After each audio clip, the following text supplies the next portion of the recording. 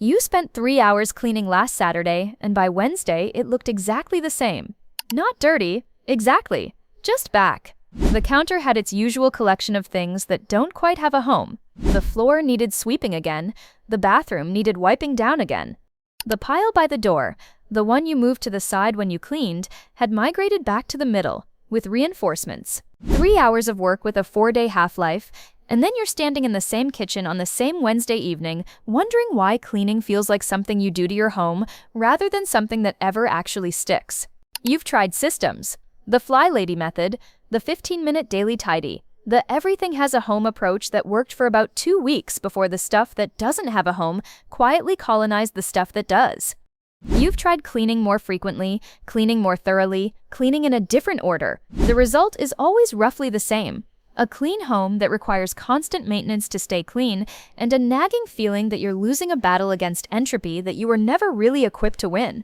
Here's what almost no Western cleaning advice ever tells you. The reason the home keeps getting messy isn't that you're not cleaning enough. It's that the home was structured to accumulate mess, and no amount of cleaning addresses that structure. You're bailing water out of a boat with a hole in it.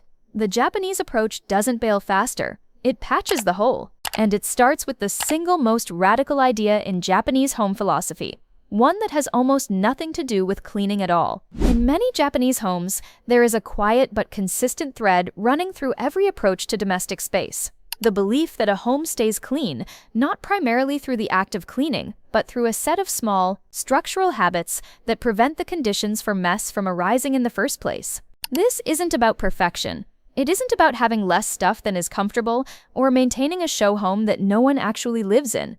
It's about 5 specific habits, each one addressing a different structural source of domestic mess, that, practiced consistently, mean the home never accumulates enough disorder to require the kind of 3-hour Saturday cleaning session that disappears by Wednesday. None of these habits is about cleaning. That's the point. They're about the 20 minutes a day that makes the 3 hours unnecessary.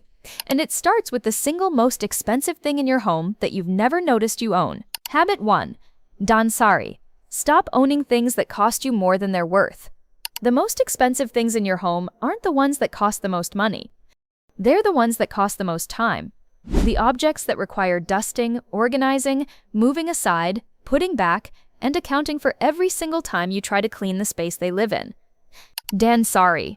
The Japanese philosophy of decluttering that goes several steps deeper than the Western version is built on 3 kanji: dan, refuse; sha, dispose; and ri, separate. The philosophy isn't primarily about getting rid of things, as it's often misrepresented. It's about the active, ongoing refusal to let things into the home in the first place that don't actively earn their space through regular use. The disposal and separation follow naturally from the refusal. And the refusal is where all the cleaning time is actually saved. Here's the practical mechanism. Every object in a home that isn't regularly used is, in terms of cleaning, a net liability. It sits on a surface, accumulating dust. It occupies a drawer, making it harder to close. It lives on a shelf, requiring things to be moved around it to reach the things behind it. The object itself may have cost almost nothing. The cumulative cleaning time it will consume across its lifetime in your home may be substantial. This doesn't mean owning only necessities. That's a different, more extreme philosophy, and not what Danshari actually prescribes. It means applying a consistent, honest filter at the point of acquisition. Does this object earn its space through actual regular use, or am I bringing it home because it was cheap, or a gift, or might be useful someday? Might be useful someday is the single most expensive phrase in any home's vocabulary. The Western approach to decluttering tends to be retrospective. You wait until the accumulated stuff becomes an obvious problem, then you do a purge. Danshari is perspective.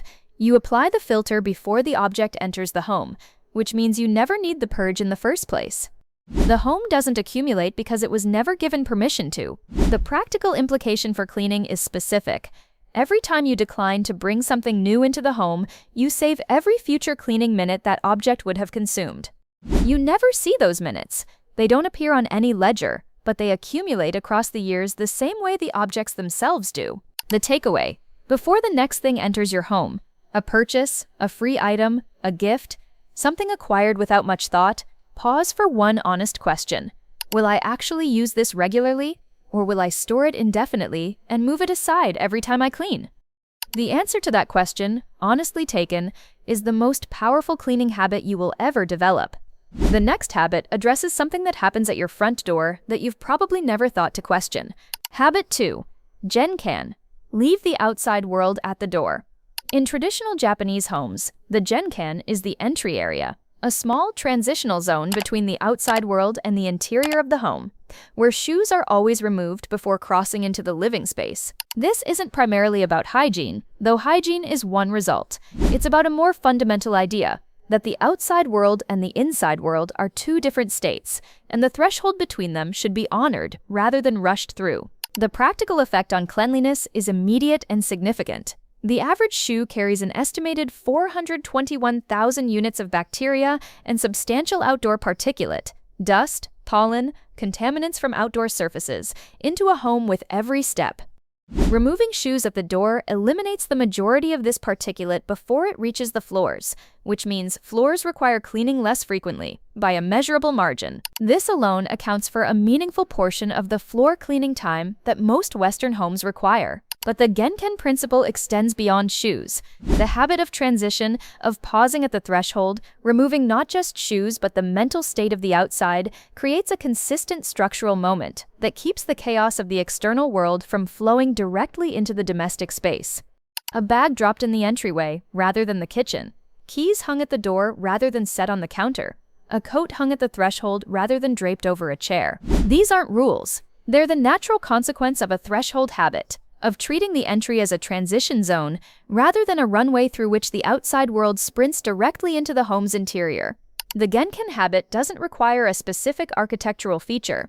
Any consistent threshold practice, shoes off here, bag goes here, coat goes here, always, produces the same structural effect, regardless of the size or design of the entry. The Western default is to rush the threshold, to come home already in motion, heading directly to the kitchen, or the couch, or the bedroom, depositing objects wherever the momentum carries them. This is efficient in the moment and expensive across every subsequent cleaning session, because the objects deposited at momentum's end are rarely where they belong, and rarely easy to retrieve later. The takeaway: create one consistent threshold habit today.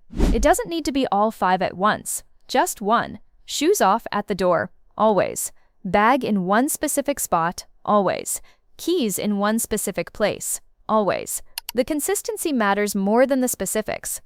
A threshold habit practiced consistently produces clean floors almost as a side effect, and keeps outdoor dirt from becoming indoor cleaning. The next habit addresses the single most common source of domestic mess, and it happens in the space between using something and putting it away. Habit 3. Katazuke. Return things before they become piles. There is a specific moment, repeated dozens of times per day in every home, that is either the source of most domestic mess or the prevention of it. The moment between finishing with an object and returning it to its place. Katazuke, the Japanese habit of tidying, putting things back, restoring order, is most commonly translated as cleaning up, but the translation misses something important. Katazuke doesn't mean the grand restorative cleaning that happens after disorder has accumulated. It means the small, immediate, habitual act of returning each object to its designated place at the moment of finishing with it, before it has a chance to join a pile. This distinction is everything. A cup washed and returned to the cupboard immediately after use is never a pile. A cup left on the counter to deal with later is 1 cup away from being 2 cups, 3 cups, a collection of cups that now represents a task rather than a single object. The pile doesn't appear all at once. It accumulates one deferred return at a time. In many Japanese households, Katazuke is taught to children as a fundamental habit, not as a cleaning chore, but as the natural completion of any activity. You finish playing, put it away. You finish eating, wash the dish. You finish reading, return the book. The activity isn't complete until the object is returned. This framing is subtle but transformative. Putting things away isn't a separate task that happens after the activity. It's the last step of the activity itself. The Western framing treats returning things as an optional extra, something that happens when there's time, or when the accumulation becomes uncomfortable, or during a scheduled cleaning session. This creates a system in which the default state of the home is ongoing mild disorder, punctuated by periodic restoration. The Katazuke framing inverts this. The default state of the home is order, because return is built into the end of every activity as automatically as the activity itself. The practical implication is that Katazuke requires almost no additional time when practiced habitually. Returning a cup to the cupboard takes 10 seconds. Washing 3 days' worth of cups takes 20 minutes. The 10-second habit, practiced consistently, eliminates the 20-minute task as completely as if it had never existed. The takeaway: for 1 week, practice completing every activity with its return. Not as a rule to enforce, but as an experiment. What happens to the home's baseline state when each object returns immediately to its place rather than waiting for a cleanup session? Most people who try this for 7 days don't stop at the end of the week, because the reduction in visible disorder is immediate and the additional time required per day is nearly zero. Before the most philosophical habit, the one that changed how I think about what a home is actually for, let me tell you about something that looks like decoration and is actually structural. Habit 4. Ma. Empty space is not wasted space. In Japanese aesthetics, ma, intentional empty space, is not the absence of something. It's a presence in its own right. A shelf with 3 objects and generous space between them isn't an underused shelf. It's a shelf doing its job correctly, giving each object room to be seen, reached, and returned to without disturbing its neighbors. Applied to home design and cleaning, Ma is the recognition that empty space is one of the most practical features a home can have. Not because emptiness is aesthetically pleasing, though it often is, but because empty surfaces, empty shelves, and empty floors are infinitely easier to clean than full ones. The Western default treats available space as storage opportunity. An empty counter invites objects. An empty shelf requests filling. An empty corner attracts furniture.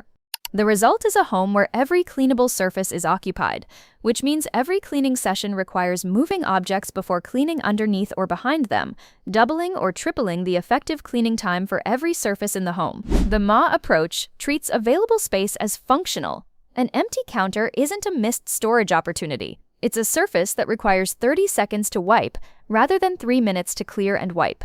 An empty floor requires a 2-minute sweep rather than a 15-minute moving and sweeping session.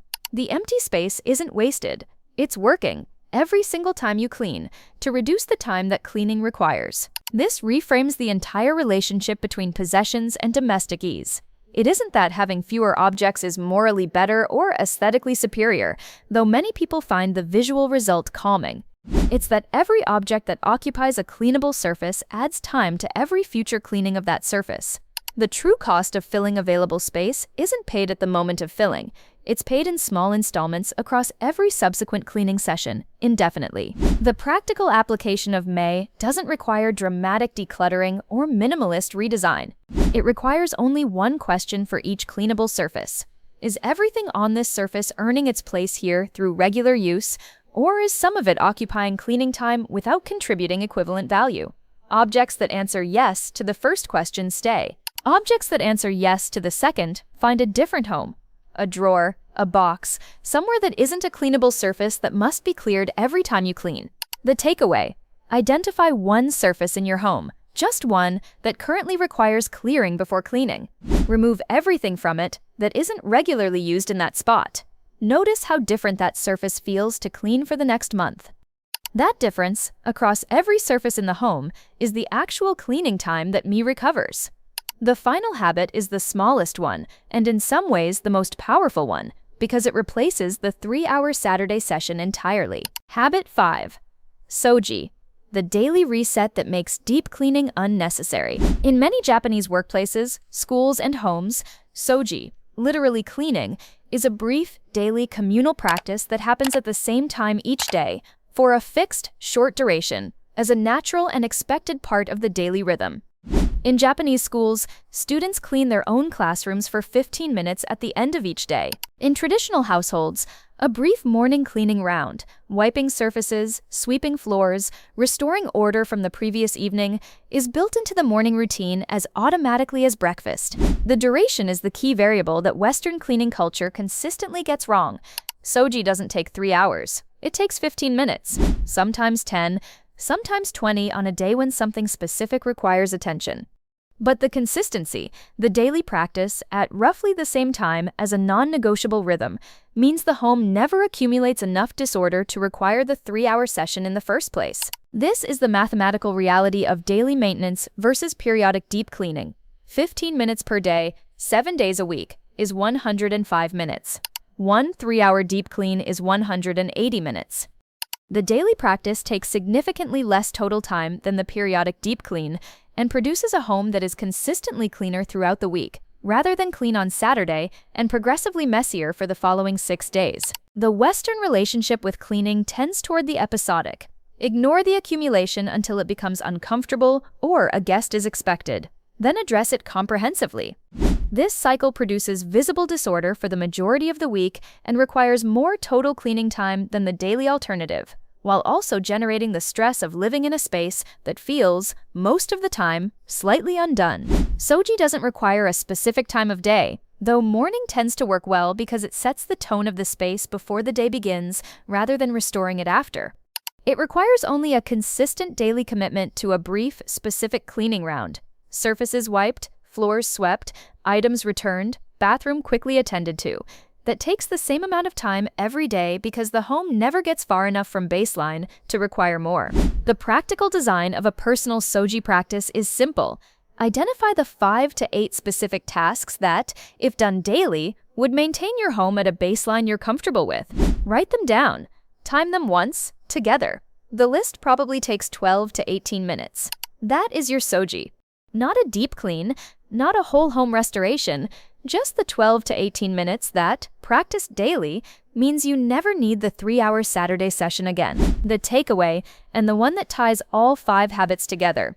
Each of these habits addresses a different structural source of domestic mess: the objects that accumulate, Danshari; the chaos that enters from outside, Genkan; the piles that form between use and return, Katazuke; the surfaces that are perpetually cluttered, and the disorder that accumulates between cleaning sessions, Soji.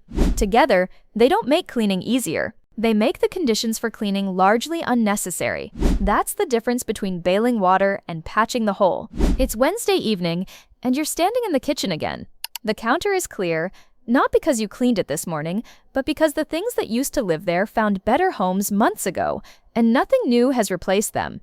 The floor is clean because shoes came off at the door, and the morning's 10-minute Soji covered the rest. The pile by the door isn't there because things returned to their places the moment they were finished with. You didn't clean last Saturday. You didn't need to. The home stayed at roughly the same baseline it's been at all week. Calm, usable, honest, because 5 small habits are running quietly in the background, doing what 3 hours of periodic cleaning never quite managed, keeping the conditions for mess from arising in the first place. Cleaning your home was never the problem. The structure that kept making it necessary was. If this felt like something your home needed to hear, there's more waiting for you here.